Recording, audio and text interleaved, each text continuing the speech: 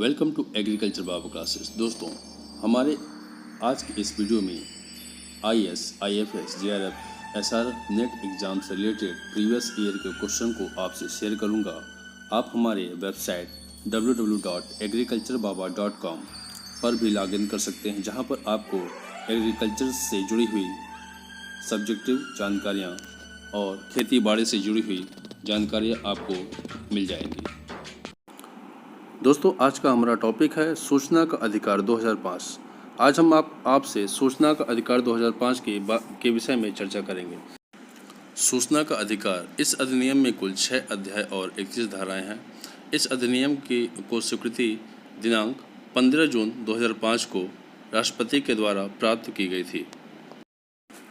उद्देश्य, प्रत्येक लोक प्राधिकारी के कार्य कारण में पारदर्शिता देना तथा उसके पास प्राप्त सूचनाओं को नागरिकों तक पहुंचाना, भ्रष्टाचार को रोकना और शासन को जनता के प्रति उत्तरदायी बनाना ही उद्देश्य है।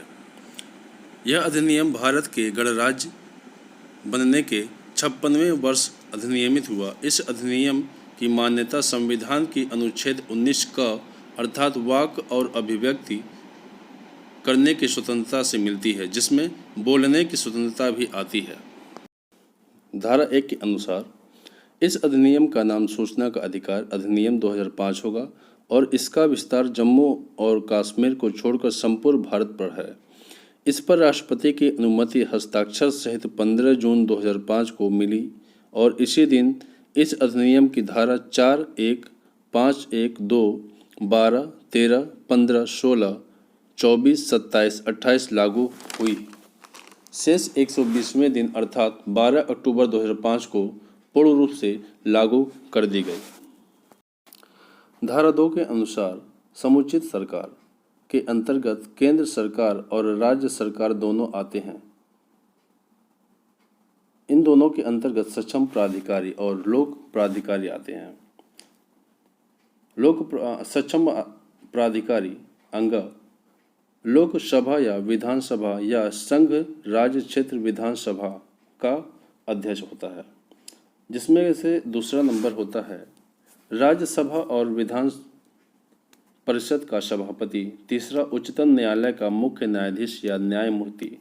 उच्चतम न्यायालय का मुख्य न्यायमूर्ति। पांचवा होता है संघ राज्य क्षेत्र का प्रशासक। अनुच्छेद 239 के तहत यह है लोक प्राधिकारी, जिसमें से पहला नंबर है संविधान द्वारा या उसके अधीन। दूसरा है संसद द्वारा बनाए गए किसी अन्य विधि द्वारा। तीसरा है राज्य के विधान मंडल द्वारा बनाए गए किसी अन्य विधि द्वारा। चौथा है समुचित सरकार द्वारा जारी अधिसूचना या जारी आदेश द्वारा स्थापित या गठित प्राधिकरण या निकाय या स्वायत्त सरकारी संस्थाएं आती हैं। निकाय, कंपनियां या विभाग। प्राधिकरण उपभोक्ता फोरम या मानवाधिकार प्राधिकरण होता है। अंगा में सक्षम प्राधिकारी के अंतर्गत राष्ट्रपति और राज्यपाल भी आता है। धारा 3 के अनुसार सूचना का अधिकार, भारत के नागरिकों को ही सूचना का अधिकार प्राप्त होता है तथा यह एक कानूनी अधिकार है, लेकिन उच्चतम न्यायालय के निर्णय से मूल अधिकार की श्रेणी में भी आ जाता है। धारा 4 के अनुसार लोक प्राधिकारी की बाध्यता, प्रत्येक प्राधिकारी अपने सभी अभिलेखों को सूचीबद्ध करेगा, अर्थात ऐसे रखेगा कि उसमें सूचना का अधिकार आसानी से मिल जाए। इसके लिए अभिलेखों को कंप्यूटरीकृत करेगा तथा जहां तक संभव हो उससे नेटवर्क से जोड़ने का प्रयास करेगा, ताकि ये लोगों तक सूचना आसानी से पहुंचा सके। प्रत्येक लोक प्राधिकारी को यह लगातार प्रयास करना होगा कि जो भी सूचनाएं उसके पास आती हैं, स्वप्रेरणा से सूचना को विभिन्न माध्यम से, जिसके अंतर्गत इंटरनेट भी आता है, से जोड़ा जाए, जिससे जनता को सूचना प्राप्त करने में इस अधिनियम का कम से कम सहारा लेना पड़े। सभी सामग्रियों को लागत, प्रभावशीलता, स्थानीय भाषा और प्रभावी पद्धति को ध्यान में रखते हुए जहां तक संभव हो इलेक्ट्रॉनिक रूप में निःशुल्क उपलब्ध कराई जाएगी और जहां तक संभव नहीं है वहां पर लागत पर या मुद्रा लागत पर सरल रूप में उपलब्ध कराई जाएगी। धारा 5 के अनुसार प्रत्येक लोक प्राधिकारी इस अधिनियम के लागू या अधिनियमित होने के 100 दिन के अंदर केंद्रीय लोक सूचना अधिकारी या राज्य लोक सूचना अधिकारी की नियुक्ति करेगा, जिससे सूचना प्राप्त करने वाले लोगों की सूचना प्राप्त हो सके। प्रत्येक लोक प्राधिकारी सहायक केंद्रीय लोक सूचना अधिकारी या सहायक राज्य लोक सूचना अधिकारी की नियुक्ति लोक सूचना अधिकारी या राज्य सूचना अधिकारी की सहायता के लिए करेगा। केंद्रीय लोक सूचना अधिकारी या राज्य सूचना अधिकारी की नियुक्ति संभोग या कार्यालयों में होगी या उप जिला स्तर पर सहायक केंद्रीय लोक सूचना अधिकारी या सहायक राज्य लोक सूचना अधिकारी की नियुक्ति होगी। यदि सहायक से कोई सूचना मांगी जाती है तो सूचना के लिए निर्धारित समय में 5 दिन का समय और जोड़ दिया जाएगा। धारा 6 के अनुसार सूचना प्राप्त करने का अनुरोध। सूचना लिखित रूप में या इलेक्ट्रॉनिक रूप में लिखित अंग्रेजी, हिंदी या स्थानीय भाषा में जो राजभाषा हो की मांग की जाएगी। केंद्रीय या राज्य लोक सूचना अधिकारी से या फिर सहायक केंद्रीय लोक अधिकारी या सहायक राज्य लोक सूचना अधिकारी से की जाएगी। सूचना में वह तत्व भी डाले जाएंगे जिसकी मांग की जानी है।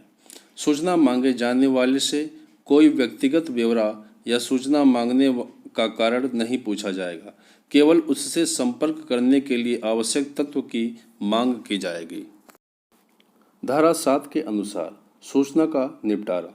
केंद्रीय लोक सूचना अधिकारी या राज्य लोक सूचना अधिकारी यथाशीघ्र करेगा और इस स्थिति में 30 दिन के भीतर निपटारा कर देगा यदि फीस पूरी कर दी गई हो। यदि किसी व्यक्ति के जीवन या स्वतंत्रता के बारे में सूचना मांगी जाएगी तो सूचना 48 घंटे के अंदर दी जाएगी। यदि सूचना देने में केंद्रीय लोक सूचना अधिकारी या राज्य लोक सूचना अधिकारी सूचना देने में असफल रहता है तो उसे मान लिया जाएगा कि सूचना देने से इनकार कर दिया गया। यदि व्यक्ति सूचना मांगने वाला संवेदनात्मक रूप से निःशक्त या विकलांग है या चल फिर नहीं सकता है तो सूचना को केंद्रीय या राज्य लोक सूचना अधिकारी पहुंचाएगा। सूचना लागत मूल्य पर दी जाएगी, लेकिन यदि व्यक्ति गरीबी रेखा के नीचे है तो समुचित सरकार जैसा निर्धारित करे निःशुल्क दी जाएगी। यदि केंद्रीय या राज्य लोक सूचना अधिकारी सूचना देने में असफल रहता है तो बिना किसी कारण के सूचना की मांग करने वाले व्यक्ति को सूचना बिना किसी प्रभार के दी जाएगी। धारा 8 के अनुसार सूचना प्राप्त करने में छूट। धारा 8 कुछ सूचनाओं को देने से रोकती है। धारा 9 के अनुसार कतिपय मामलों में पहुंच के लिए अस्वीकृत का आधार। यदि केंद्रीय लोक सूचना अधिकारी या राज्य लोक सूचना अधिकारी से ऐसी सूचना मांगी जाती है जो राज्य से संबंधित नहीं है बल्कि भिन्न व्यक्ति के प्रतिलिव्याधिकार कॉपीराइट के से संबंधित है तो सूचना देने से इनकार करेगा। धारा 10 के अनुसार पृथक्करणीयता। यदि जिसमें से कुछ मांग धारा 8 या 9 से आती है तो और कुछ सूचना देने के निर्धारण में आती है तो सूचनाओं को जो सूचना देने लायक है दे दी जाएगी, शेष को अस्वीकार कर दिया जाएगा तथा अस्वीकार का कारण भी बता दिया जाएगा। फीस भी कम कर ली जाएगी, शेष फीस वापस कर लिया जाएगा। धारा 11 के अनुसार पर व्यक्ति से संबंधित सूचना 40 दिन के अंदर दी जाएगी, सूचना मांग किए गए दिन से। धारा 12 के अनुसार दोस्तों ये धारा 12 सबसे वेरी इम्पोर्टेंट है UPSI, Bihar SI, MPSI, Delhi SI के लिए, तो इसको ध्यानपूर्वक सुने। केंद्रीय सूचना आयोग का गठन। केंद्रीय सरकार एक निकाय का गठन जिसका नाम केंद्रीय सूचना आयोग होगा। केंद्रीय सूचना आयोग में एक मुख्य सूचना आयुक्त तथा 10 से अनधिक या 10 से कम सूचना आयुक्तों की नियुक्ति राष्ट्रपति एक समिति की सिफारिश पर करेगा। इस समिति में प्रधानमंत्री अध्यक्ष विपक्ष का नेता सदस्य और संघ मंत्रिमंडल का एक मंत्री सदस्य होगा। मुख्य सूचना आयुक्त और सूचना आयुक्त ऐसे व्यक्ति को नियुक्त किया जाएगा जिसे विशेष ज्ञान और अनुभव जैसे विधि, विज्ञान और प्रौद्योगिकी, समाज सेवा, जन कल्याण, जन संपर्क माध्यम या प्रशासन या शासन का ज्ञान हो। केंद्रीय सूचना आयोग का मुख्यालय दिल्ली में होगा तथा यदि इसकी शाखा कहीं अन्यत्र स्थापित करना हो तो केंद्रीय सूचना आयोग केंद्र सरकार की अनुमति के बिना या संस्तुति पर करेगा।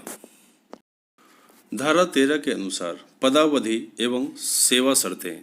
मुख्य सूचना आयुक्त और सूचना आयुक्त 5 वर्ष के कार्यकाल या 65 वर्ष की उम्र तक के लिए नियुक्त किए जाएंगे और इसमें से जो भी पहले अवधि पूरा हो जाएगी, मुख्य सूचना आयुक्त या सूचना आयुक्त सेवानिवृत्त हो जाएगा। मुख्य सूचना आयुक्त पुनर्नियुक्ति का पात्र नहीं होगा और सूचना आयुक्त भी पुनर्नियुक्ति नहीं हो सकता, लेकिन सूचना आयुक्त मुख्य सूचना आयुक्त के रूप में नियुक्त हो सकता है और ऐसा होने पर भी सूचना आयुक्त का कार्यकाल 5 वर्ष से अधिक नहीं हो सकता है, दोनों जोड़कर। मुख्य सूचना आयुक्त 65 वर्ष उम्र या 5 वर्ष तक, सूचना आयुक्त 65 वर्ष की उम्र या 5 वर्ष तक, अर्थात मुख्य सूचना आयुक्त के साथ सूचना आयुक्त 5 वर्ष तक रह सकता है। शपथ। मुख्य सूचना आयुक्त या सूचना आयुक्त को शपथ राष्ट्रपति या उसके द्वारा प्राधिकृत नियुक्त व्यक्ति इस अधिनियम के प्रथम अनुसूची के अनुसार दिलाता है। त्यागपत्र। मुख्य सूचना आयुक्त और सूचना आयुक्त अपना त्यागपत्र राष्ट्रपति को सौंपता है या लिखित रूप में देता है। वेतन। मुख्य सूचना आयुक्त मुख्य निर्वाचन आयुक्त के बराबर वेतन भत्ते प्राप्त करेगा। सूचना आयुक्त अपना वेतन निर्वाचन आयुक्त के बराबर प्राप्त करेगा। धारा 14 के अनुसार मुख्य सूचना आयुक्त व सूचना आयुक्त को हटाया जाना। मुख्य सूचना आयुक्त व सूचना आयुक्त को राष्ट्रपति के आदेश से उच्चतम न्यायालय द्वारा किए गए जांच के आदेश पर हटाया जाता है। उच्चतम न्यायालय जांच का आधार साबित कदाचार या असमर्थता को लेकर ही रिपोर्ट करती है। मुख्य सूचना आयुक्त और सूचना आयुक्त को राष्ट्रपति निलंबित भी कर सकता है और कार्यालय में जाने पर भी रोक लगा सकता है। उपरोक्त आधारों के अलावा राष्ट्रपति मुख्य सूचना आयुक्त और सूचना आयुक्त को निम्न आधार पर हटा सकेगा। पहला, दिवालिया न्याय निर्णीत होने पर। दूसरा, किसी अपराध के लिए दोष सिद्ध ठहराया गया जो राष्ट्रपति के नज़र में नैतिक अधमता है। और तीसरा है, उसने पदावधि के दौरान कोई वैतनिक पद प्राप्त कर लिया है। चौथा है, राष्ट्रपति के नज़र में मानसिक या शारीरिक रूप से अयोग्य व्यक्ति है। पांचवा है, उसने केंद्र या राज्य सरकार में के खिलाफ कोई हित अर्जित किया है या जो उसके सूचना आयुक्त या सूचना आयुक्त के रूप में कार्य करने पर प्रतिकूल प्रभाव पड़ने की संभावना है। धारा 15 के अनुसार राज्य लोक सूचना आयोग का गठन। प्रत्येक राज्य सरकारें अपने राज्य में एक निकाय का गठन करेगी जिसका नाम प्रदेश के नाम पर या राज्य लोक सूचना आयोग होगा। इस आयोग में एक मुख्य सूचना आयुक्त तथा 10 से अनधिक 10 से कम सूचना आयुक्त होंगे जिसकी नियुक्ति राज्यपाल निम्नलिखित समिति के सिफारिश पर करेगा। पहला है मुख्यमंत्री जो समिति का अध्यक्ष होगा। दूसरा, विधानसभा के विपक्ष का नेता सदस्य होगा।